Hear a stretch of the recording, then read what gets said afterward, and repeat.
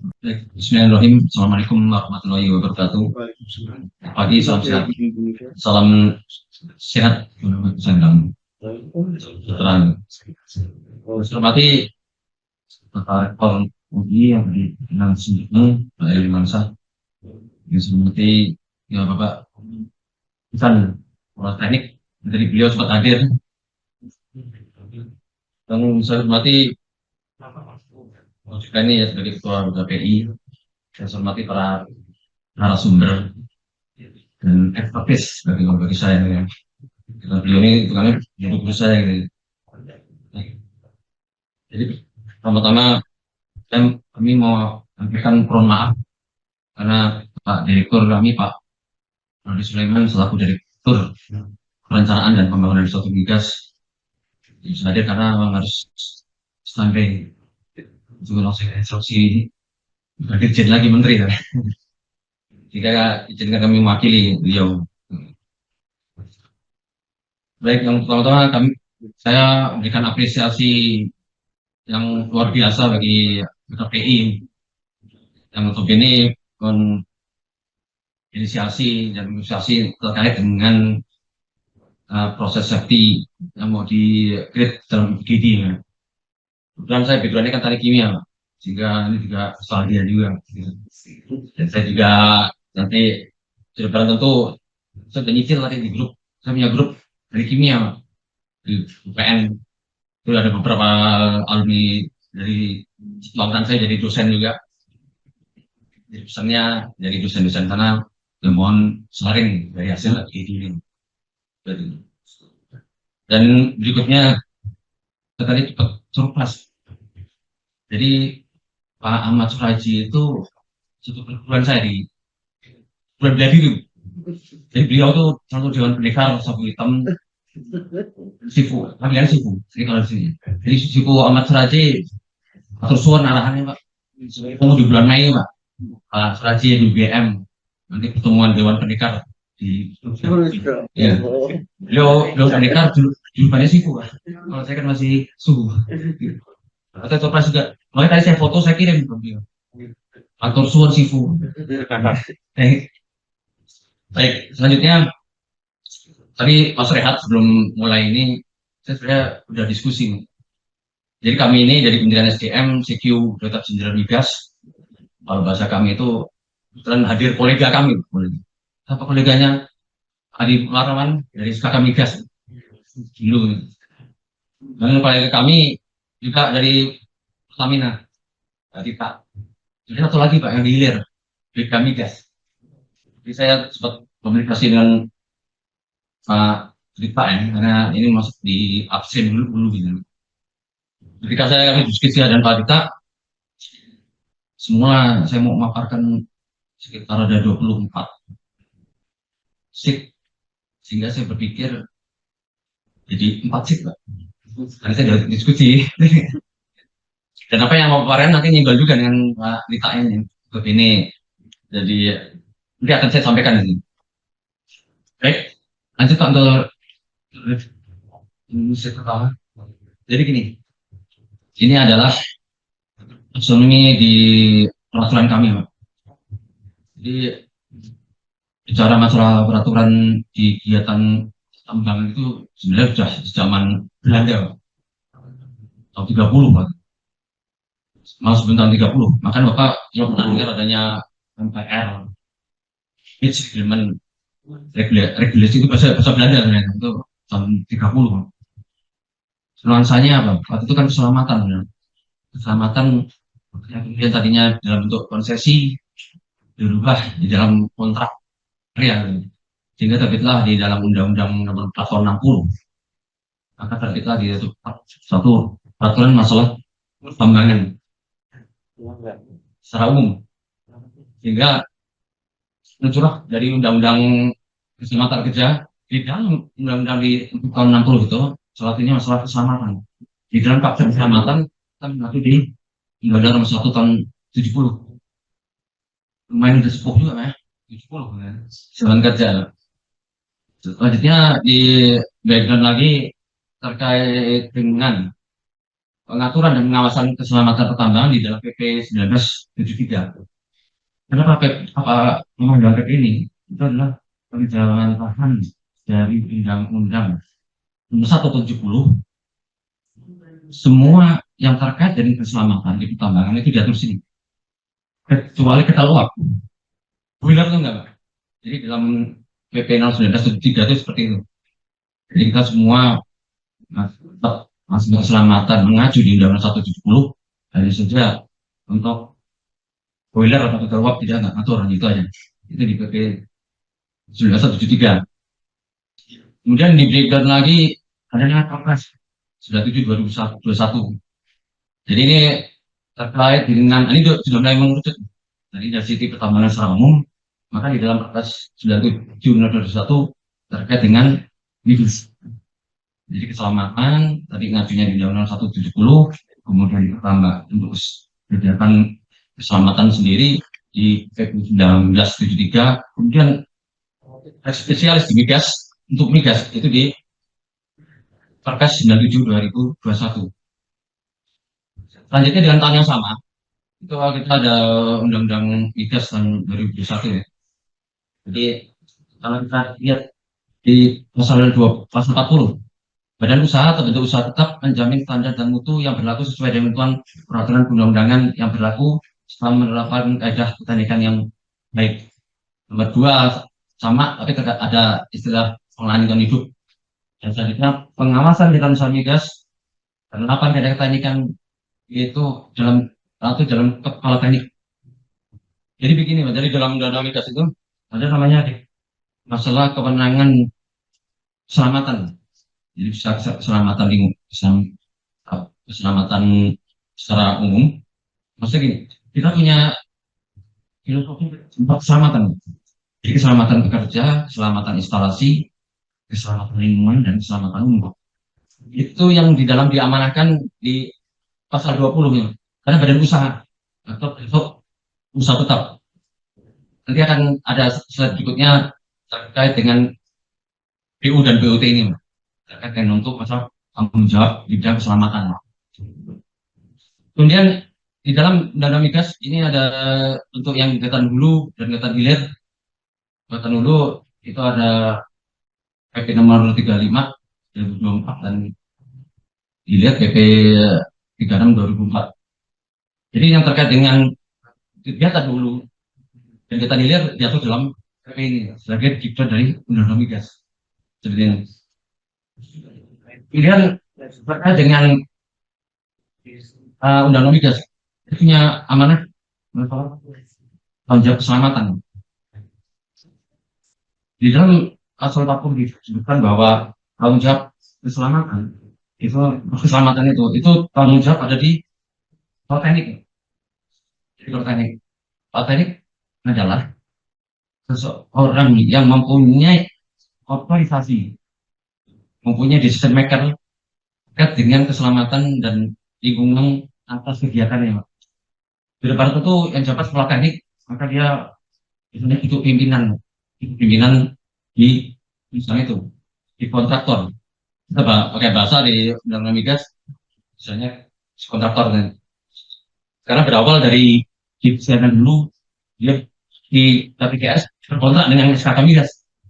Jadi itu ada pasal-pasal, salah satunya masalah keselamatan. Terkait dengan kepala teknik, itu sebenarnya dia harus posisi di lapangan.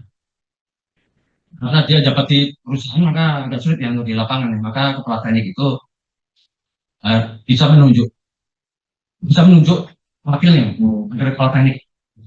Siapa yang menunjuk adalah kepala teknik. Pengangkatan dari kepala teknik dan wakil kepala teknik itu dari kepala inspeksi. Disampaikan berikutnya di slide berikutnya. Terus ada pertanyaan lagi masalah di pemerintah daerah. Apa itu menanyakan kemenangan dari daerah. Kemudian ada namanya Undang-Undang 2014 terkait dengan daerah bahwa bidang SDM yang berkaitan dengan pengelolaan migas itu menjadi kewenangan dari pemerintah pusat. Peraturan ini sudah menjawab dari yang istilahnya kegalauan dari pemerintah daerah. Itu kemenangan dari migas itu di mana? Jadi dari dalam Undang-Undang 23 2014 ini. Baik, lanjut slide berikutnya. Slide berikutnya. Nah, ini. Tadi yang saya sampaikan bahwa DFMCQ Direktur Jenderal itu mendelegasikan Direktur Teknik 5 migas selaku kepala inspeksi. Jadi dalam pembinaan dan pengawasan atas ditati yang keselamatan migas. Ketika saya sebutkan keselamatan migas maka ada 4 tadi ya. Keselamatan instalasi, keselamatan pekerja, keselamatan lingkungan, dan keselamatan umum. Jadi keselamatan migas bagaimana? Direktur Teknik Jaringan Migas itu punya jabatan namanya Ex-Officio. Jabatan yang melekat. Apa itu? Jadi sebagai kepala inspeksi. Kepala inspeksi yang notabene melakukan pembinaan dan pengawasan di bidang keselamatan migas. Tapi kalau namanya kreditur kan nggak bisa turun amat lapangan, maka dibantu oleh inspektur migas. Betul, saya juga inspektur migas Pak, karena di situ ada tingkatannya. Inspektur migas pertama, muda, media, dan utama. Jadi dia membantu pelaksanaan pembinaan dan pengawasan keselamatan migas dari kepala inspeksi oleh inspektur migas. Sebenarnya satu lagi Pak, direktur teknik itu dia punya jabatan spesio, yakni kepala mekanis migas. Itu saya bilang menyidik ya, jadi saya mekanis migas. Jadi kepala direktur itu misalnya punya kewenangan untuk mengeluarkan sprindik, surat perintah untuk penyidikan. Jadi saya punya 2 baju Pak, baju saya sebagai inspektur migas dan sebagai penyidik pegawai sipil. Ini ketentuan dari kewenangannya beda dengan inspektur migas dan penyidik tadi. Jadi itu teknik yang saya sampaikan tadi, dia akan berkomunikasi dengan kepala teknik atau sebaliknya, bahasanya kepala teknik itu punya privilege langsung berkomunikasi dengan kepala inspeksi. Tapi biasanya nggak langsung nanti Pak, misalnya dengan para inspektur migas ini. Migas itu punya kualifikasi Pak. Jadi yang pertama punya kompetensi atau diangkat sebagai inspektur migas. Ini kan jabatan fungsional, kemudian diperkuat dengan kualifikasi. Kualifikasinya sesuai dengan apa yang diamanahkan di Permen FDM nomor 32 2001 itu. Ya, ini masing-masing punya kualifikasi.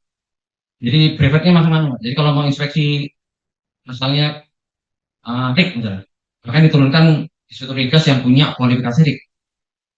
Kemudian juga masalah bicara tekan atau alat equipment dan sebagainya sesuai dengan kualifikasinya.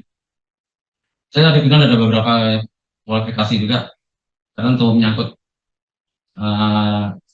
sporting dalam tugas perinspeksian ini. Lanjut. Ini sama ya, jadi kepala teknik itu harus memberikan laporan secara mungkin yang kita yang apa yang di dalam amanah Permen 32 2021 ini. Jadi dalam laporan rutin ini, maka kepala teknik itu wajib melakukan laporan seperti yang sudah dimenangkan Permen 32 2021. Jadi waktu pas pengangkatan kepala teknik itu kita memberikan semacam pembekalan dan ujian ya. Jadi nggak ada sihnya yang nggak lulus. Kita tahu ya. jadi saya penyambut persepsi. Jadi kita melakukan semacam sosialisasi, kemudian juga forum-forum dengan penyamaan persepsi atas pemenuhan peraturan yang telah ditetapkan oleh Migas. Lanjut ini. Ini seperti salah satunya masalah audit ya. Jadi masalah untuk kegiatan migas tadi disampaikan sebenarnya ada satu lagi, jadi nggak hanya operasi atau ke konstruksi terus kemudian operasi, satu lagi sebenarnya pasca operasi. Kita punya satu ketentuan bagaimana kalau namanya pasca operasi ya. Misalnya platform atau zona pos pantai itu ada itu maka sistem penanganan dalam pasca operasi seperti apa itu sudah ada standar itu. Lanjut, nah ini yang mau saya sampaikan bahwa ini dalam pengaturan peraturan SDM 032 tahun 2021 itu tadi saya sampaikan definisi kepala teknik bahwa dia punya tanggung jawab sepenuhnya terkait dengan keselamatan migas ini.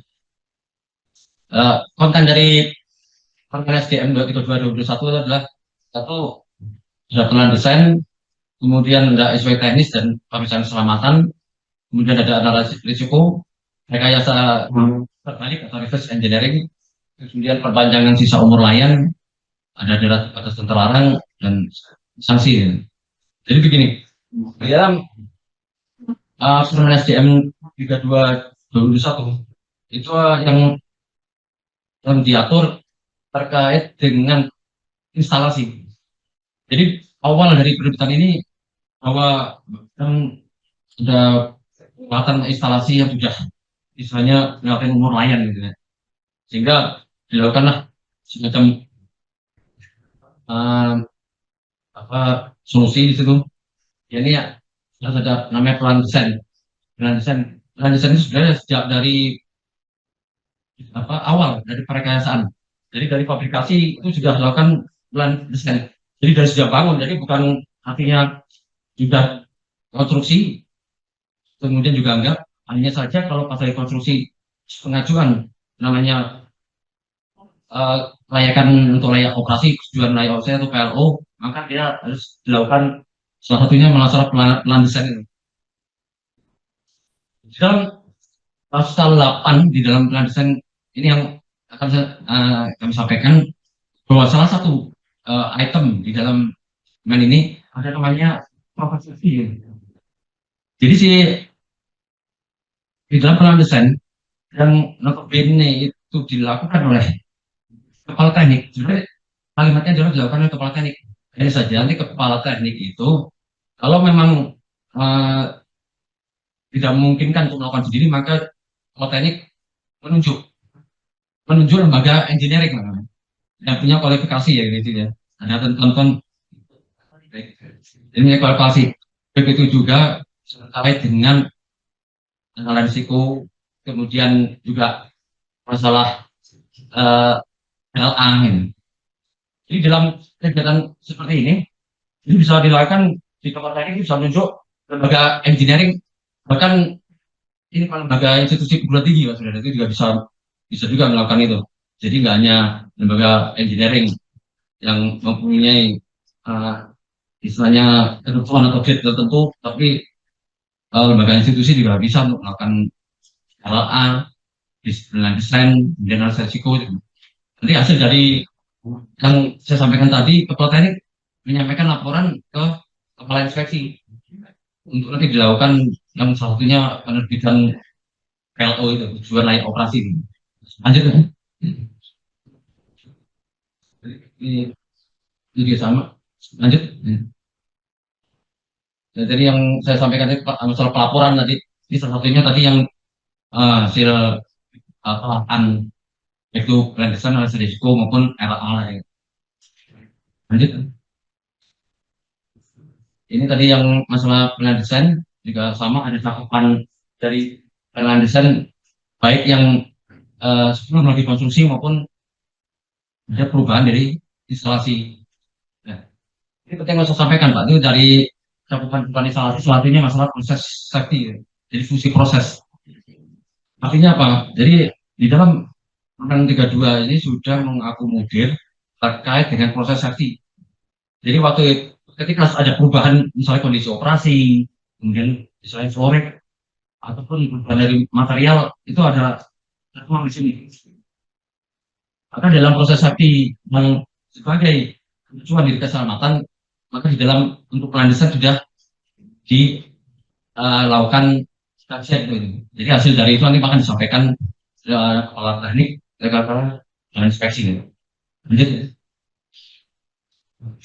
Ya, ini bedanya antara pemeriksaan keselamatan dan efek teknik. Jadi kalau efek teknis itu kegiatan dilakukan secara langsung seperti review dokumen, fisik, pengujian peralatan dan instalasi materi untuk perlindungan perundang-undangan standar dan kaidah yang baik. Sementara pemeriksaan keselamatan inspeksi dalam keselamatan migas yang saya sampaikan tadi. Pelaksananya ya, kalau inspeksi teknis itu kontraktor dalam ini yang punya dalam ini kontrak yang punya istilahnya resen dengan kontrak karya dengan skala migas, sebenarnya pemegang izin usaha berdasarkan izin ya. Jadi yang kelihatan hilir. Kemudian kalau pemeriksaan keselamatan itu dilakukan inspektor migas. Jadi inspektor migas melakukan pemeriksaan keselamatan yang salah satunya itu mengevaluasi dari hasil inspeksi yang sudah dilakukan kepala teknik. Jadi outputnya dari dia kontraktor dia akan melakukan suatu hasil inspeksi, kemudian yang hasil itunya akan dilaporkan dari kepala teknik ke yang inspeksi. Lingkupnya jelas ini enggak inspeksi teknis, dia ada namanya untuk perusahaan inspeksi yang untuk ini juga melakukan satu pengujian itu dari namanya inspeksi teknis. Beda kalau namanya perusahaan selamatan yang dilakukan oleh inspektur migas ini. Lanjut ya. Terus apa namanya teknis itu jelas ada beberapa yang harus diacu, termasuk juga masalah keselamatan dalam instalasi. Jadi ada beberapa item yang harus dipenuhi. Lanjut ya. Jadi baik insentif maupun keselamatan itu yang saya sampaikan tadi itu dari pelatan yang sedang akan dipasang dan akan sedang dibuat telah dipasang, telah beroperasi dan saat unjuk kerja. Nah, pelatan yang harus dipenuhi yang saya sampaikan tadi itu ada peralatan. Inspektur migas punya kualifikasi semuanya, Mas. Jadi bukan semuanya maksudnya. Bisa ada beberapa yang dimiliki inspektur migas untuk masalah kualifikasi peralatan. Maka ketika melakukan perusahaan keselamatan, maka yang ditugaskan oleh kepala inspeksi teknik migas tadi adalah mempunyai kualifikasi seperti yang ada dalam kan 32/2001 ini. Lanjut. Ini sama, ini urutan mekanismenya aja.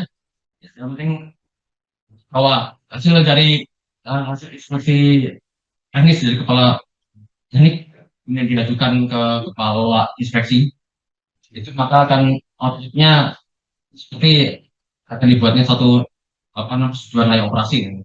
Perlu zaman itu ada namanya SKPP, SKPI, tapi sekarang ada namanya persetujuan layak operasi. Lanjut. Ini sama tadi lanjutan tadi. Lanjut. Ini khusus pipa penyalur. Prinsipnya sama. Setiap penerapan akan diikuti juga masalah sesuai teknis yang dilakukan oleh kepala teknik yang akan ditunjuk dari sisi dari lembaga engineer maupun perusahaan inspeksi. Lanjut. Ini yang tadi disampaikan RLA juga sama. Ini juga nanti ada mekanismenya dari RLA itu. Lanjut. Ini data sudah terlarang. Ini data untuk offshore untuk di mana pas sampai dia punya daerah terbatas. Sudah terlarang yang berukuran ini. Lanjut. Nah, jadi semuanya seperti ini. Jadi intinya bahwa pemeriksaan terkait dengan keselamatan migas itu harus punya tanggung jawab dari kepala teknik.